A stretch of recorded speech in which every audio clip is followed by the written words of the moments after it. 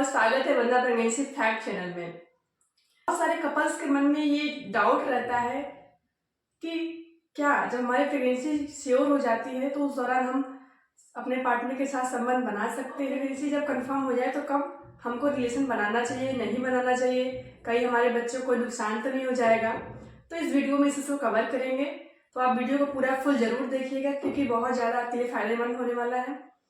Channel में नए आए तो प्लीज़ चैनल को सब्सक्राइब कर लीजिए, सपोर्ट कीजिए जिससे कि मुझे और भी ज़्यादा मोटिवेशन मिले।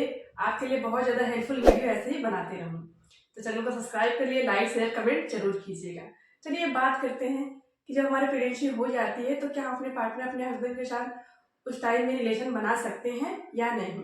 देखिए, शुरू में जब हमारी प्रेगनेंसी हो जाती है लेकिन हमको पता नहीं चलता है, जब हमारा एम्ब्रियो बच्चा बन जाता है, वो यूटेरस गर्भाशय बच्चेदानी की दीवार में जब लग जाता है, इम्प्लांट हो जाता है, आरोपित हो जाता है, तो उसके बाद से हमारी प्रेगनेंसी शुरू हो जाती है, हमारी प्रेगनेंसी की शुरुआत हो जाती है।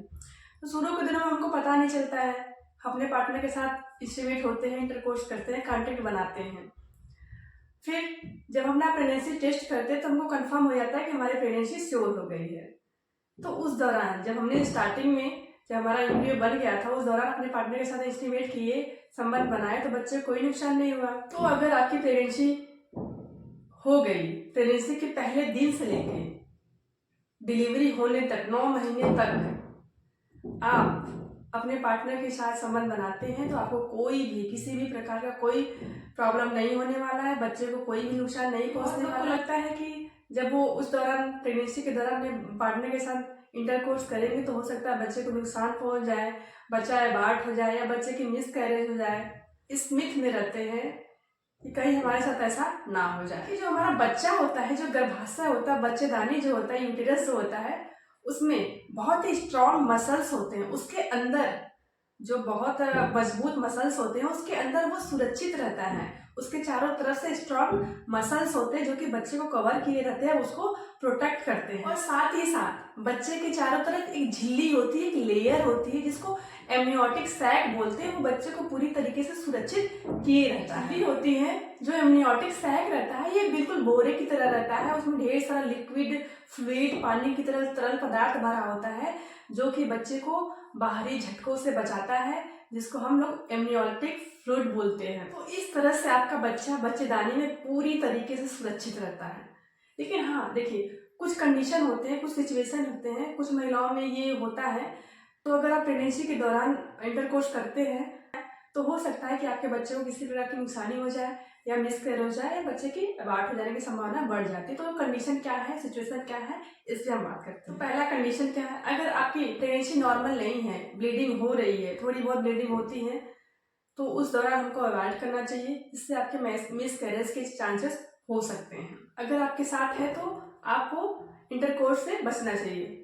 अगर आपकी नॉर्मल प्रेगनेंसी नहीं है, आपको अपने पेल्विक एरिया में, पेट के निचले हिस्से में दर्द हो रहा है, ब्लीडिंग होती है, पानी जैसा जाता है, ब्लड जैसा जाता है, तो आपको मिसकैरेज होने के चांसेस, बच्चे के अबॉर्ट होने के चांसेस बढ़ जाएंगे। इसलिए आपको प्रेगनेंसी के दौरान रिलेशन बनाने से बचना चाहिए। आपको बेड रेस्ट करना चाहिए, भारी सामानों को नहीं उठाना चाहिए, ज़्यादा भारी भरकम काम नहीं करने चाहिए। आप अपने डॉक्टर को दिखाएं, उनसे एडवाइस लें, अपने डॉक्टर को दिखाना चाहिए। तो सवाल होता है क्या प्रेगनेंसी के दौरान पीरियड आना नॉर्मल होता है? जी नहीं, बिल्कुल नॉर्मल नहीं है। पीरियड प्रेगनेंसी के दौरान ब्लड का आना नॉर्मल नहीं है। अपने डॉक्टर को दिखाएं, वो ट्रीटमेंट करके इसको क्योर कर सकते हैं, उसको रोक सकते हैं।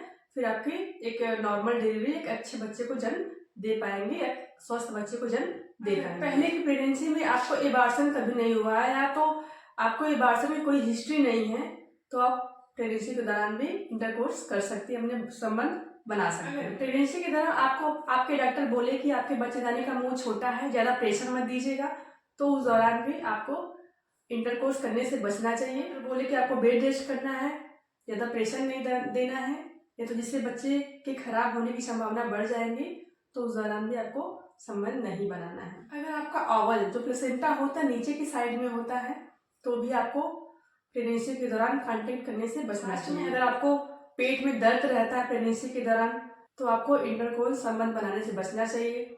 अगर आपको प्रेगनेंसी के दौरान ब्लीडिंग होता है, रुक रुक के पानी जैसा बहता है, बाहर निकलता है या ब्लड जैसा निकलता है, तो आपको संबंध बनाने से अपने पार्टनर के साथ बचना चाहिए।